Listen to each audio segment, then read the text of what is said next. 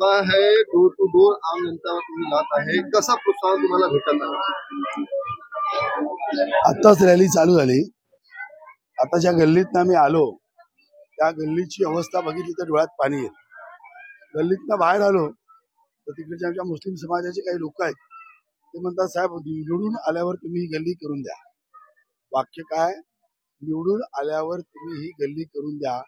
याचा अर्थ मी जिंकणार आणि मी निवडून येणार हे त्याने गृहीतच धरलेलं आहे.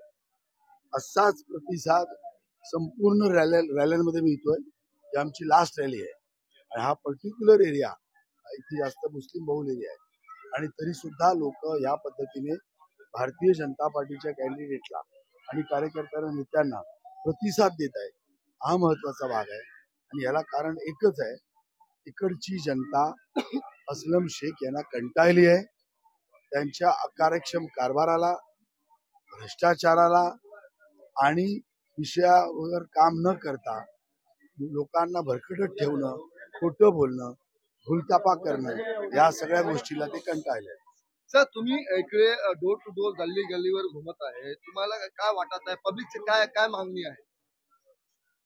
पब्लिकच्या मागण्या आम्ही एक्सेप्ट करून काय काय करणार ते ठरवलं आहे. पब्लिकने आम्हाला सांगितलं इथे ड्रग्ज भरपूर आहे. बोला. ते तुम्ही जसं सांगितलं की ड्रग्ज भरपूर आहे, हे तुम्ही जिंकून येणार तर काय हे ड्रग्ज हे सगळे हटणार का? सांगतो ना, पहिल्या 4 महिन्यातच मालवणी ड्रग्ज मुक्त होणार, त्याला दुसरा पर्याय नाही.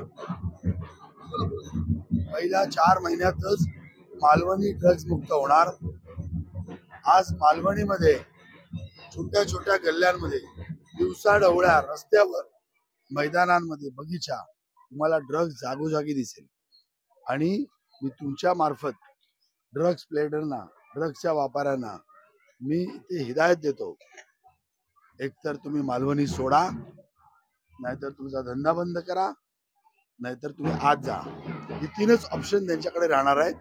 मालवणी ड्रग्ज मुक्त होणारच, हे ते आता कोणी थांबवू शकणार नाही आणि ते सुद्धा पहिल्या 4 महिन्यात. मालवणी आम्ही भयमुक्त करणार आहे, कारण जी गुंडागर्दी चालू आहे, आपल्याला पाहिजे त्याच्यावर केस टाका. जे अस्लम शेखना वाटतं ती केस टाका. काँग्रेसवाल्यांचं कोणाशी थोडंसं रिलेशन बिघडलं की त्याला पाहिजे ती केस, पॉक्सो लावणार, मकोका लावणार, काय पाहिजे ते लावतात. हे याच्या पुढे चालणार नाही. जो सही होगा वही होगा. तुम्ही जिंकणार तर तुमचं मोठं काम कोणतं आहे? पब्लिकचं काय काम कोणता दाखवणार आहे? बघा, इथे विकासाचा स्पर्श सुद्धा झालेला नाही.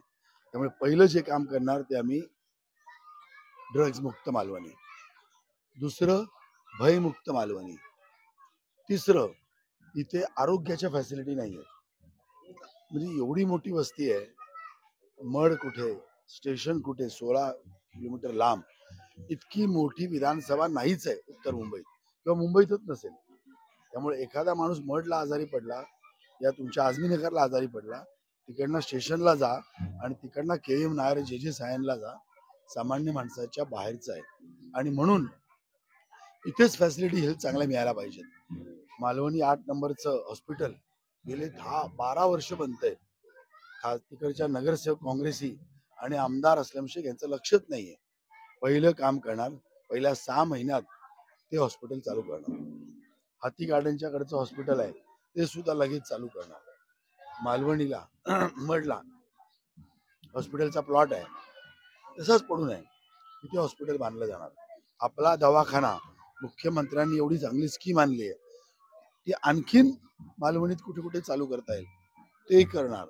जे हेल्थ पोस्ट आहेत BMCचे, हे सगळे ड्राय झालेत, नावाला राहिलेत, ते सगळे पुनर्जीवित करून लोकांच्या घरापर्यंत हेल्थ फॅसिलिटी जाणार.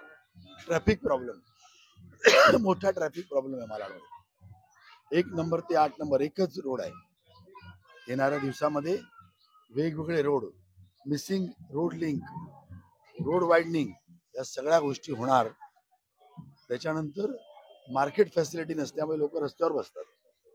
ती जर झालं तर मला वाटतं भरपूर चांगल्या पद्धतीने रोड क्लिअर होतील. पार्किंग लॉट्स, काँग्रेसी लोकांनी गव्हर्नमेंटचे पार्किंग लॉट स्वतः घेऊन विकले आहेत आणि त्याचं भाडं ते खातात. या सगळ्या गोष्टी ह्याच्या पुढे चालणार नाहीत. जे गव्हर्नमेंटचं आहे ते गव्हर्नमेंटकडे जाणार. गव्हर्नमेंटचे प्लॉट्स ह्याच्या पुढे एन्क्रोच करायला देणार नाही. या सगळ्या विकासाचे भरपूर मुद्दे आहेत माझ्याकडे. विरासतमध्ये भरपूर काय अस्लम शेखनी मला काम दिलंय, पण ते मी करणार आणि तुम्ही बघालच एक विजिबल चेंज तुम्हाला मालाड मालवणीमध्ये दिसेल.